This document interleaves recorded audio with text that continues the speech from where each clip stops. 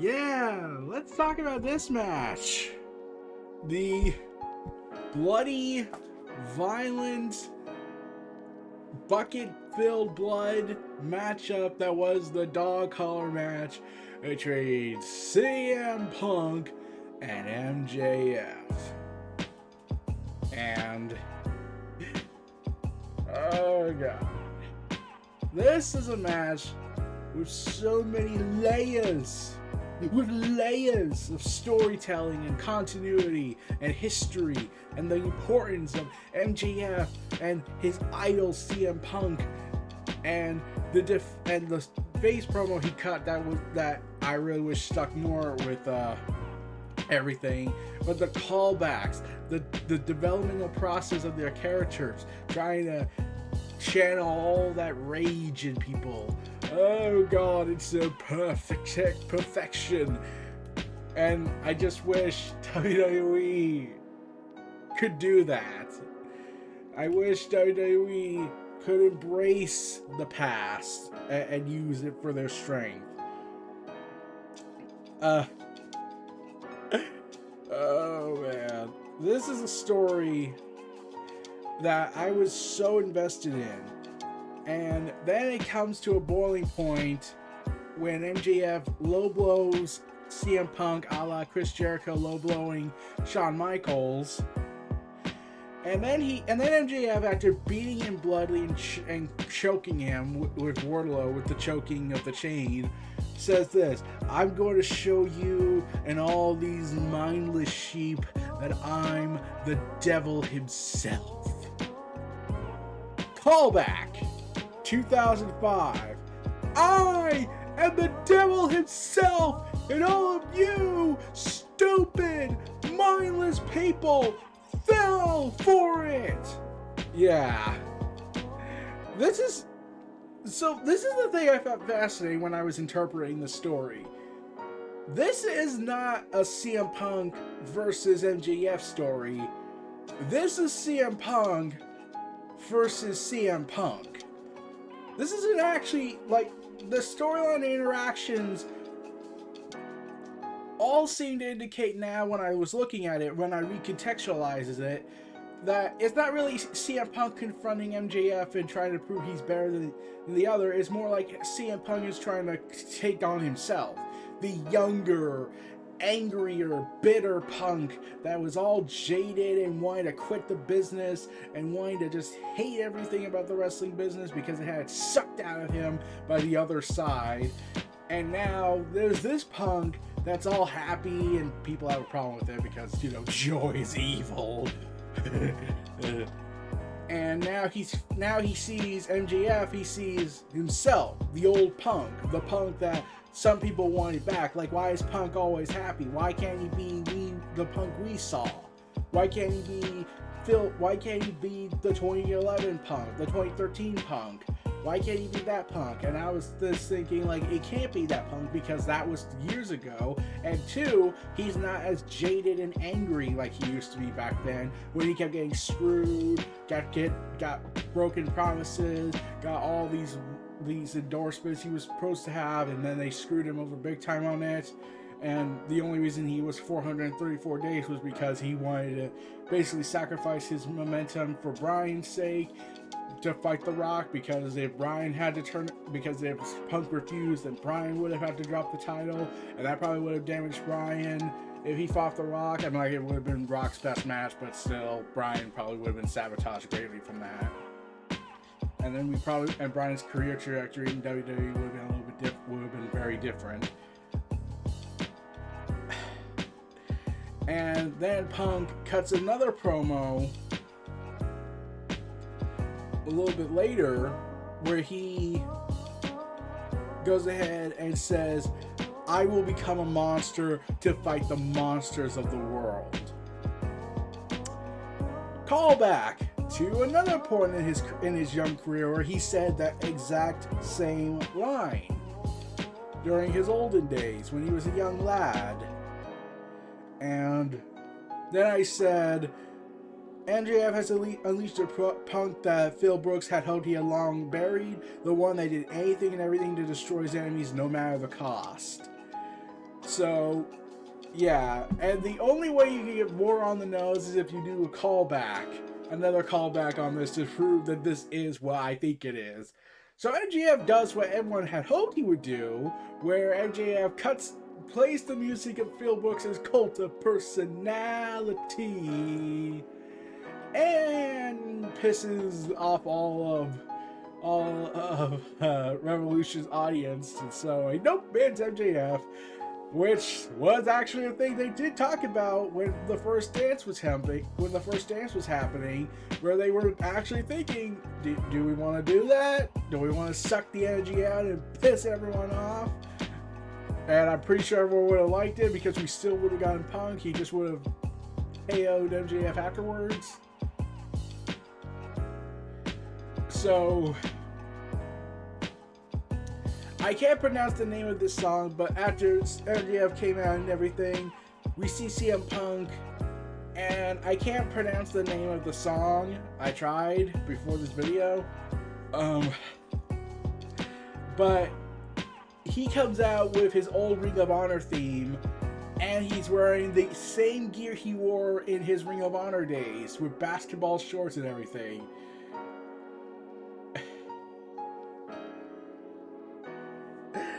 Oh, man. Now, I knew Punk wore that outfit. I didn't know much about his theme song because I wasn't in Ring of Honor at that time. I didn't know anything about Ring of Honor at that time. So I did the simplest of things. Something that a bunch of people on the internet got pissed off about. I went and Googled it. And for some reason, people hate when AEW references the past continuity of the wrestling years.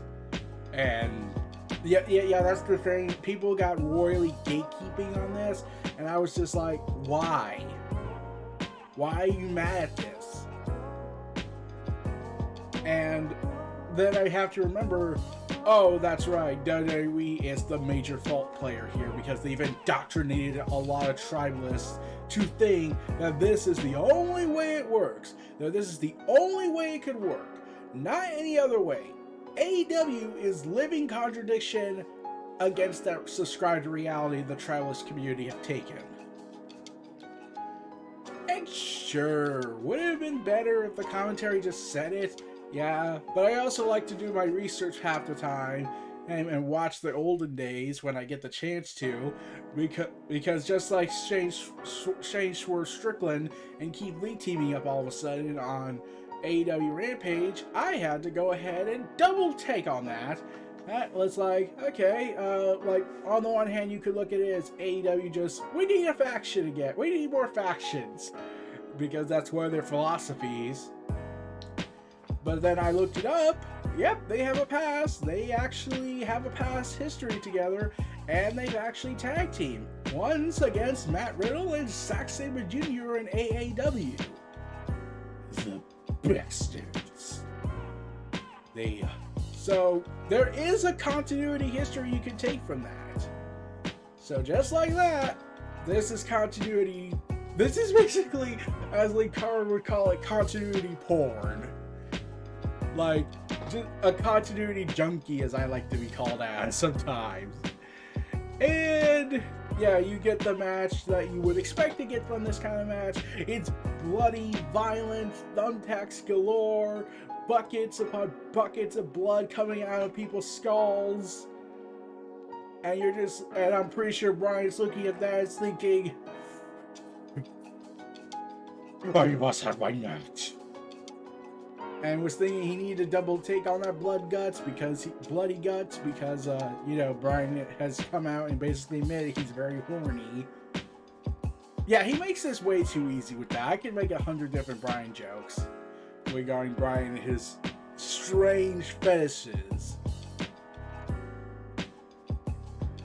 But Brian's not talked about in this match. But, yeah, and then we finally get the moment we've all been waiting for.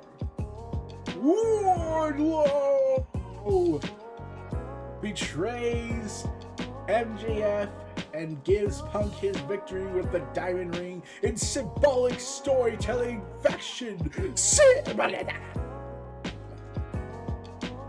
And MJF loses, and CM Punk gets the victory. Yay! And Punk gives an illusion that he is going to challenge for the world title or any title going forward soon. And then he disappeared after that, and I know people will be like, well, where did he go? Well, he has a show on Heels with Stephen Amell, so yeah, he went to go film there. So, okay. But he'll be back soon. But yeah, this was everything you needed this match to be. There's just one problem. It was placed on the wrong part of the match. Now, to give you an understanding when it comes to this criticism when AEW stuff happens, I do try to be fair. When I praise a lot of stuff, I have to give a criticism in my mind to see what can I say about this. Well, this was a 12-match show, and yeah, I definitely think Punk and MJF should have been like the first match on the card for the main show. You know, because after MJF and Punk, Britt Baker and Thunder Rosa afterwards, they couldn't get that crowd back. Then Jon Moxley and Bryan tried, and despite their blood and guts buckets coming out, they couldn't get much until Regal came out after the match. Then you had Darby Allin versus the Andrade Hardy Family Office. They got the crowd back, especially with Sting being, you know, in his 60s doing insane dives. And then Hangman and Page and Adam Cole, they tried to get the crowd back on their feet, and they loved both Adams, so yeah, there was the hilarity on that they could do. But it's ultimately this problem that has routinely happened on some AEW shows on the big pay-per-views. Tony Khan has a good show. I just think, and the AEW tribalist side of this community can crucify me if they wish, I think he has a problem with match placement. The card was great. Just that if I was the booker, I would have put Punk and MJF on the first night, on the first match, and then we get this going, and then we probably would have had a more active crowd for the last half of the show. I genuinely think that would have worked if I was, but we'll never know now because there's no reality we can designatively go to and see how that would have worked out. So I'm just using my best speculation talk. So yeah, great classic match of violent galore. Just should have been put on a different part of the match. Should have been put earlier in the show to, you know, be like the first match and get that adrenaline pumping in ya. And then you'd be excited for the rest of the show because hey, this is the first match. Imagine how the rest of the show's gonna go, and you're all hyped up.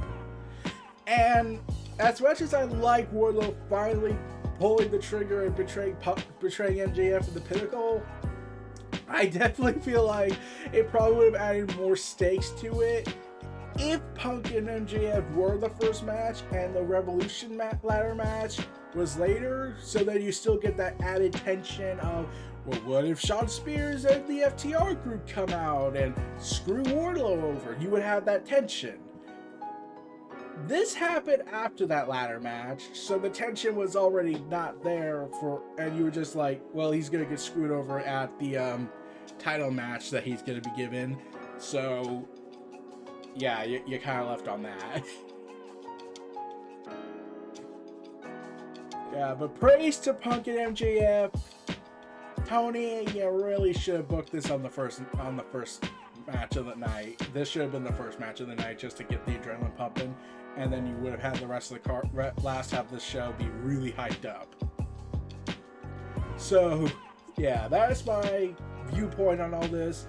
Storytelling great, match quality great, story in the match great, placement on the card questionable.